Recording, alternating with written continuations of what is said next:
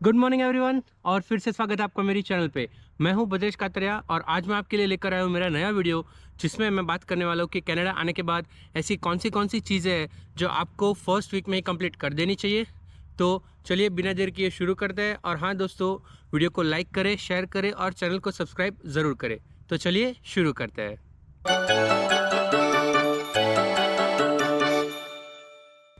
तो ये है सारी चीज़ें जो कनाडा में आने के बाद आपको फर्स्ट वीक में ही कंप्लीट कर देनी चाहिए, जिसमें से पहला है आपका सिम कार्ड। तो अगर मैं मेरी बात करूँ तो मुझे सिम कार्ड इंडिया से ही मिल गया था। जब मैं बायोमेट्रिक के लिए इंडिया में गया था तो वहाँ से ही मुझे फाइडो का सिम कार्ड दे दिया गया था और प्लान भी मुझे वहाँ ही एक्सप्लेन कर दिया गया था, जो कंपेयर टू कनाडा बहुत ही चीप प्लान था।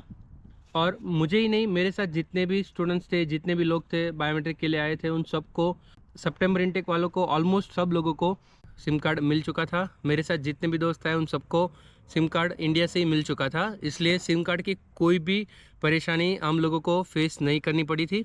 अभी के सिनेरियो का पता नहीं, अभी सिम कार्ड वहाँ से दे रहे या नहीं दे रहे। मेरी एक फ्रेंड से बात हुई थी, उसने मना किया था कि उसको कोई सिम कार्ड नहीं मिला था वीएफएस से। सो जब आप कनाडा में लैंड होते हो तो आपको कैनेडियन नंबर से कनेक्ट होने के लिए आपको एक सिम कार्ड चाहिए, जो बहुत ही ज़रूरी है। पर जैसे आप कनाडा में लैंड होते हो तो कनाडा के एयरपोर्ट पे वाईफाई के साथ आप कनेक्ट हो सकते हो, बट एयरपोर्ट के बाहर जाने के बाद आपको कॉल करने के लिए या कोई भी तरह का कांटेक्ट करने के लिए, कनेक्टिविटी में आने के लिए आपको सिम कार्ड एसेंशियल है, बहुत ही ज़रूरी है। तो मेक श्योर गाइस कि कनाडा में लैंड होने के बाद आप अपना सिम कार्ड एयरपोर्ट से बिल्कुल ना लें, क्योंकि वो आपको बहुत ही कॉस्टली पड़ सकता है। और बेटर है कि आप एयरपोर्ट से बाहर निकलकर कोई भी लोकल शॉप हो वहाँ से ही सिम कार्ड परचेस करें, प्लान्स कंपेयर करें और आपके लिए जो बेटर है वही प्लान सिलेक्ट करें। और मेक श्योर कि चीप प्लान ही सिलेक्ट करें। और सिम कार्ड लेने जाइए तो ये चीज़ ध्यान में रखिएगा कि मोबाइल साथ में लेकर मत आना, क्योंकि यहाँ के लोग अगर आप सिम कार्ड परचेस करने जाओगे तो वो आपको मोबाइल का प्लान्स भी साथ में दिखाएंगे और कैसे भी करके आपको साथ में मोबाइल चिपकाएंगे। तो आप उनको क्लियरली बोलो कि आपको सिर्फ सिम कार्ड चाहिए, मोबाइल नहीं चाहिए। वो ट्रैप में मत पड़िएगा, क्योंकि एक बार आपने फ़ोन ले लिया तो प्लान्स बहुत ही कॉस्टली आ सकते हैं और मंथली 100 से अप आपका ये पेमेंट हो जाएगा, जो बहुत ही कॉस्टली है। एज अ स्टूडेंट आपकी जॉब भी नहीं लगी है, आप लैंड हुए हो अभी अभी, और बेटर है कि आप कोई भी फ़ोन ना ले। आप उनको क्लियरली बोले आपको सिर्फ सिम कार्ड ही चाहिए, मोबाइल नहीं चाहिए। तो सेकंड चीज़ है वो है आपका एयरपोर्ट टू पीटरबोरो का ट्रांसफ़र। तो मेरी बात की जाए तो मेरी सिस्टर ऑलरेडी ऑटवा में रहती है और मैं लैंड हुआ था मॉन्ट्रियल में, तो वो मुझे पिक करने आ गई थी। मुझे कोई भी ये इश्यू फेस नहीं करना पड़ा था। पर जो लोग टोरंटो लैंड हो रहे हैं उनके लिए कैसे आना है कैसे नहीं, वो सब चीज़ मैं आपको बता देता हूँ। अगर पीटरबोरो में आपका कोई भी स्टे है, मोटेल हो, होटल हो, या फिर कोई भी रेफरेंस एयरबीएनबी, और या फिर कोई भी रेफरेंस थ्रू आपको एकोमोडेशन मिल गया हो, तो वहाँ तक आने के लिए आपके पास जो ऑप्शंस है वो है शटल। शटल्स आपको एयरपोर्ट के बाहर मिल जाएंगे। और सेकंड ऑप्शन है वो है बस, जो आपको बहुत ही कॉस्टली पड़ सकती है। But I am listing this website bookaraide.ca, जो बहुत ही चीपर है टोरंटो से पीटरबोरो आने के लिए, और वो बहुत ही बेस्ट ऑप्शन है। थर्ड थिंग है तो वो है स्टे इन पीटरबोरो। आप शुरुआत में आ रहे हो, आपको अकोमोडेशन नहीं मिला है, तो आपने एयरबीएनबी बुक किया होगा या फिर कोई भी होटल या मोटल, जो आप इंडिया से ही बेटर है कि बुक करके आओ, तो आपको ज़्यादा अच्छा रहेगा। और अगर आपको रेफरेंस थ्रू या फिर कैसे भी करके आपको अकोमोडेशन मिल गया है तो बहुत ही बढ़िया है। और जो अगली चीज़ है वो है आपका हेल्थ इंश्योरेंस। मेक श्योर यहाँ आने के बाद आप अपना हेल्थ इंश्योरेंस एक्टिवेट करवा ले। आपकी कोई भी यूनिवर्सिटी हो, कोई भी कॉलेज हो, मैं पीटरबोरो में, मेरी ट्रेंट यूनिवर्सिटी है, और ट्रेंट यूनिवर्सिटी के सामने से मेल आ चुका था कि आपको अपना हेल्थ इंश्योरेंस एक्टिवेट कैसे करना है, क्योंकि यहाँ पर वैसे ही हेल्थ सिस्टम बहुत ही ख़राब है। और अगर आपको वर्स्ट केस में कुछ भी हुआ तो आपके पास अगर हेल्थ इंश्योरेंस होगा तो आपके लिए बहुत ही बढ़िया रहेगा। सो मेक श्योर कि आप हेल्थ इंश्योरेंस एक्टिवेट करवा ले।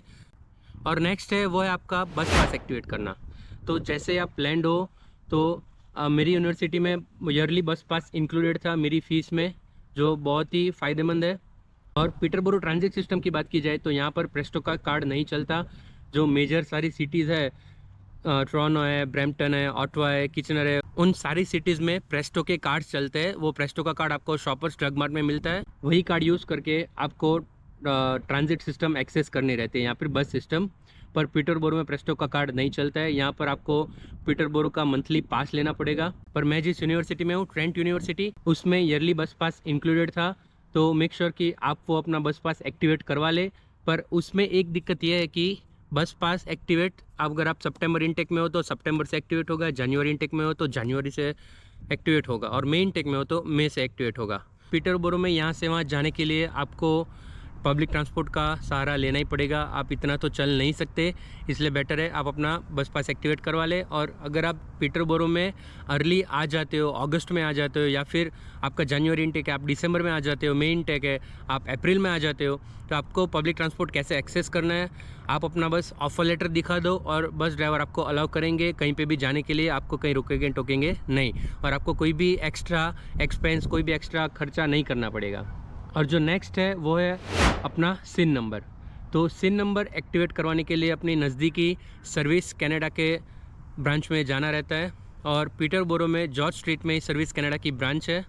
तो मेक श्योर कि आप अर्ली अपॉइंटमेंट ले लें।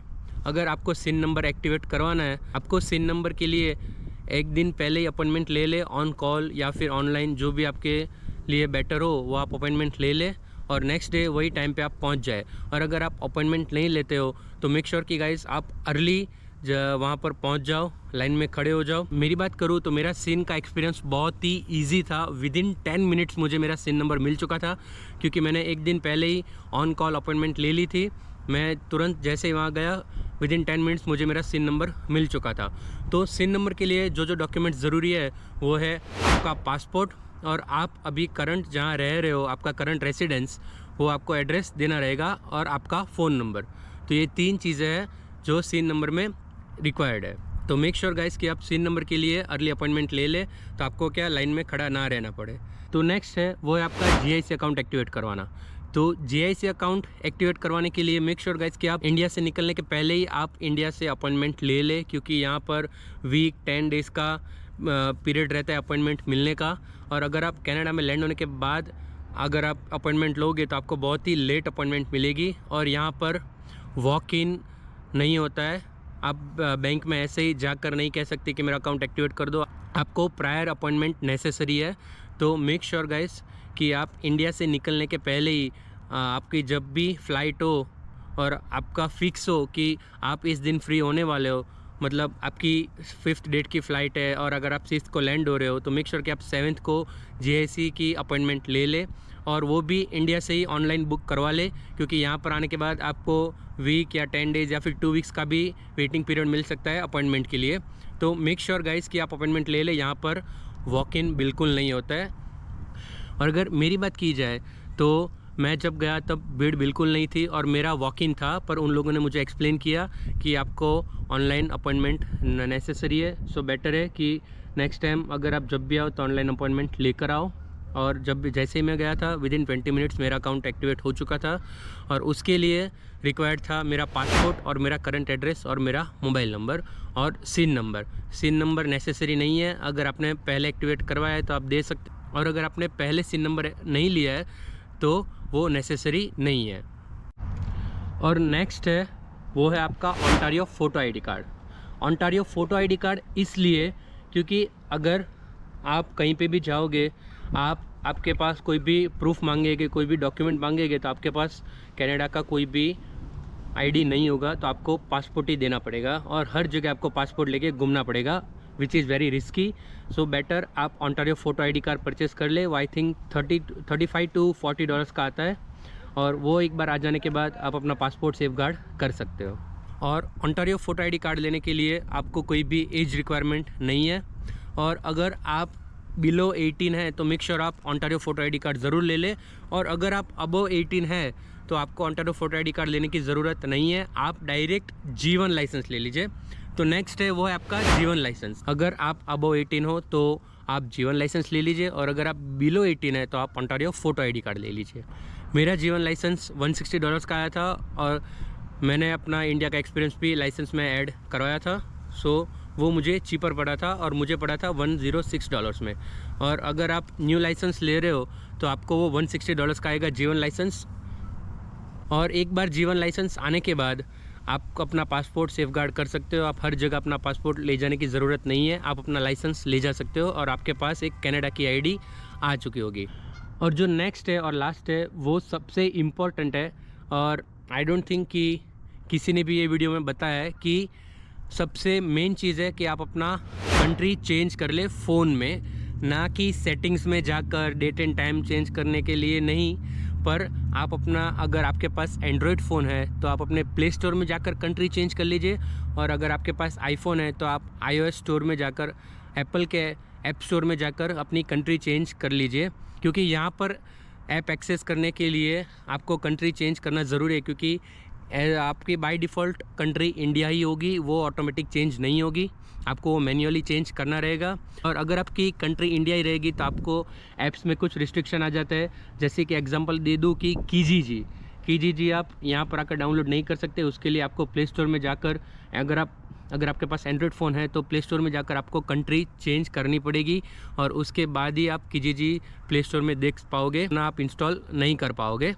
सो मेक श्योर कि आप यहाँ आकर अपने फ़ोन्स में ऐप स्टोर में और प्ले स्टोर में कंट्री चेंज कर ले। और उसके लिए आपको रिक्वायर्ड होगा क्रेडिट या फिर डेबिट कार्ड, जो आप अपना बैंक अकाउंट एक्टिवेट करवाने के बाद आपके पास आ जाएगा, और वो यूज़ करके आप अपना कंट्री चेंज कर सकते हो। तो ये थी मेरी वीडियो गाइस, उम्मीद करता हूँ आपको ये वीडियो पसंद आई होगी। वीडियो को लाइक करें, शेयर करें और चैनल को सब्सक्राइब ज़रूर करें। और चलिए मिलते हैं नए वीडियो में। टिल देन, जय श्री कृष्ण।